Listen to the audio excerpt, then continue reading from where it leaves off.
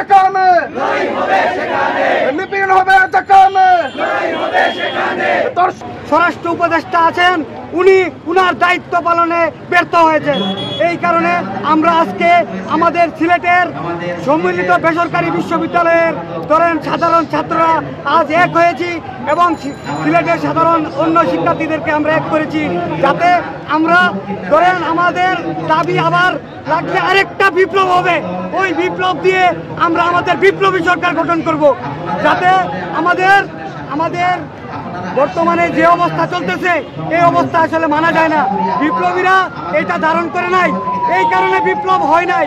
এই দেশকে শান্তিপূর্ণ করার জন্যই আমরা আমাদের ফ্যাসিস্টের দোসর দ্বারা আমাদের দেশে চিন্তায় দর্শন, নারী শিশু দর্শন, চিন্তায় খুন এইগুলা খুব বেশি বেড়ে গেছে, যার ফলে আমাদের সম্মিলিত বেসরকারি বিশ্ববিদ্যালয় সিলেট শাখার উদ্যোগে আজকে এই বিক্ষোভ সমাবেশ আয়োজন করা হয়েছে।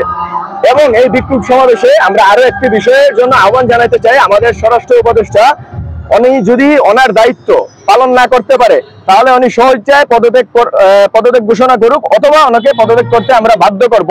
আমাদের সারা বাংলাদেশে যত বিপ্লবী যোদ্ধারা আছেন, আমাদের বৈষম্য বিরোধী জাতীয় নাগরিক কমিটি দুইটি সংগঠন থেকেই এবং বাকি যত সংগঠন আছে সব সংগঠন থেকে দাবি জানানো হচ্ছে স্বরাষ্ট্র উপদেষ্টা যদি ওনার দায়িত্ব পালনে ব্যর্থ হন তাহলে যাতে উনি পদত্যাগ করেন এবং দায়িত্ব পালনে যে সামর্থ্য তাকে দায়িত্ব তুলে দেওয়া হোক।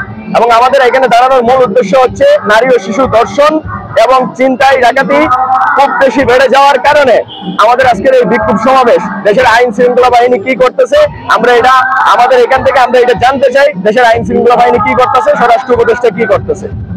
আমরা কথা বলতে পারবে, সাধারণ মানুষ নির্বিঘ্নে চলাফেরা করতে পারবে, দেশে আইন শৃঙ্খলা পরিস্থিতি স্বাভাবিক হবে। কিন্তু দুঃখজনক সত্য আজকে 6 মাস এই সরকারের অতিবাহিত হয়ে গিয়েছে। এই সময়ের মধ্যে আমরা সরকারের এই নৈরাজ্যকে পরিস্থিতি অবসানের লক্ষ্যে কার্যত কোনো পদ্ধতি আমরা দেখতে পাচ্ছি না। মত কালচার চালু হয়েছে, এখানে মত প্রকাশের স্বাধীনতাকে আজকে হরণ করার চেষ্টা করা হচ্ছে। সেই জন্য আমরা আহ্বান জানাই 5 আগস্টের চেতনাকে ধারণ করে যারা 5 আগস্টের অভ্যুত্থানে বৈষম্য বিরোধী আন্দোলনে যারা যুক্ত ছিল, একটি গণতান্ত্রিক বৈষম্যহীন সমাজ নির্মাণ হওয়ার আগ পর্যন্ত এই লড়াই চালিয়ে যেতে হবে।